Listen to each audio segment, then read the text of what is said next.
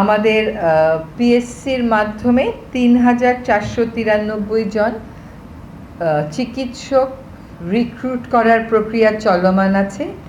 এটার অতিরিক্ত হিসাবে আমরা আরও ২,০০০ চিকিৎসক নিয়োগের সিদ্ধান্ত নিয়েছি। এটার মূল উদ্দেশ্যই হচ্ছে যে গ্রামগঞ্জে মানুষেরা আসলে চিকিৎসা পায় না, তাদের জন্য পর্যাপ্ত ডাক্তার যেন নিশ্চিত করা যায়, চিকিৎসক যেন নিশ্চিত করা যায়, এই জন্য এই সিদ্ধান্তটা নেওয়া হয়েছে। আমাদের আরেকটা ভালো খবর আছে, সেটা হচ্ছে যে আপনারা জানেন যে দুটো দেশ থেকে বর্তমানে এলএনজি আনছি, কিন্তু গত কয়দিন আগে আমাদের বিদ্যুৎ উপদেষ্টা মহোদয় গিয়েছিলেন সৌদি আরবে। সেখানে আরামকো বলে যে সবচেয়ে বড় কোম্পানিটা আছে, তাদের সাথে কথা হয়েছে। তারা বাজারে যে দামে দেয় তার থেকে কম দামে বাংলাদেশকে এলএনজি সরবরাহে সম্মত হয়েছে। আরেকটা সেটাও ভালো খবর, সেটা হচ্ছে যে এ পর্যন্ত উপদেষ্টা পরিষদে যে যতটা সিদ্ধান্ত গৃহীত হয়েছে তার কতটুকুন বাস্তবায়িত হলো তার একটা পিরিয়ডিক রিভিউ হয়।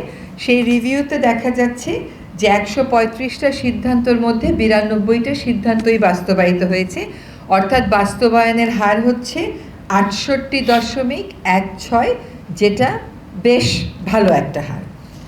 আরেকটা সিদ্ধান্ত হয়েছে জনস্বাস্থ্য বিবেচনায়, সেটা হচ্ছে আমাদের বিশেষ করে ছেলেমেয়েরা খায়, বাচ্চারা খায়, এরকম কিছু কিছু খাদ্যপণ্যে, আমরা সকলেই খাই যদিও, স্যাচুরেটেড ফ্যাট থাকে, চিনি থাকে, লবণ থাকে, তো বিশ্বের অনেক, এটা অতিরিক্ত থাকে, তো বিশ্বের অনেক দেশেই আসলে এটা ওই খাদ্যের মোড়কে একটা মেসেজ হিসাবে দিয়ে দেওয়া থাকে, যাতে যারা ওই খাদ্যটা গ্রহণ করছেন তারা জেনেই ওটা গ্রহণ করেন। তো সিদ্ধান্ত হয়েছে যে বৈশ্বিক মানদণ্ডের সাথে সামঞ্জস্য রেখে আমরাও বাংলাদেশে এই প্রক্রিয়াটা শুরু করব। আমাদের আজকে সভায় আপনারা জানেন যে বিপুল সংখ্যক প্রতিষ্ঠানের নাম বিশেষ পরিবারের সদস্যদের নামে নামকরণ করা হয়েছিল। তো আমরা আজকেও ওই ধারাবাহিকতায় এরকম দুটো প্রতিষ্ঠানের নাম পরিবর্তনের সিদ্ধান্ত গ্রহণ করেছি। আর এছাড়া দুটো বিষয়ে আমরা মনে করছি যে আপনাদের কাছে আমাদের বক্তব্যটা একটু তুলে ধরা দরকার। একটি হচ্ছে সাম্প্রতিক সময়ে একটি এককালীন সুবিধা দেওয়ার কথা বলা হয়েছে যারা জুলাই আগস্ট গণ অভ্যুত্থানে আহত হয়েছেন, নিহত হয়েছেন, তাদের পরিবারের সদস্যদেরকে স্কুলে ভর্তির ক্ষেত্রে। এদের সংখ্যাও আসলে খুবই কম, মাত্র ১২,৫০০, মানে সংখ্যা কম ইন দ্য সেন্স যে ১২,৫০০ মানুষের জন্য এটা একটা এককালীন সুবিধা হিসেবে থাকবে, শুধুমাত্র স্কুলে ভর্তির ক্ষেত্রে। এবং এইটা ক্ষতিগ্রস্ত পরিবারকে যে এককালীন সহায়তা দেয়া হচ্ছে তারই একটা অংশ হিসেবে বিবেচনা করা হচ্ছে। এইটা কোনোভাবেই কোটার সাথে তুলনীয় নয়। আরেকটা বিষয়ে আপনাদেরকে একটু ব্যাখ্যা দেওয়ার প্রয়োজন, সেটা হচ্ছে মব জাস্টিস বা মোরাল পুলিশিং।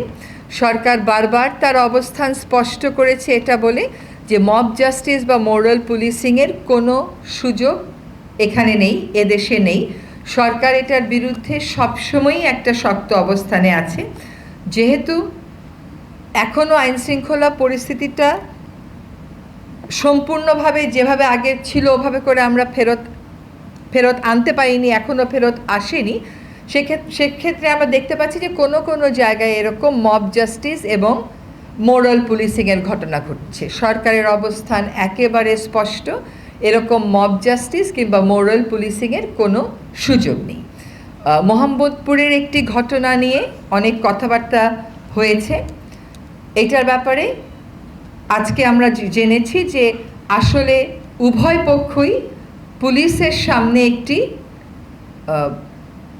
আপোসনামা স্বাক্ষর করেছে, এবং যেহেতু দুই পক্ষই আপোসনামায় স্বাক্ষর করেছে, কাজেই সেক্ষেত্রে ওইটাকেই আমাদের চূড়ান্ত বলে বিবেচনা করতে হচ্ছে।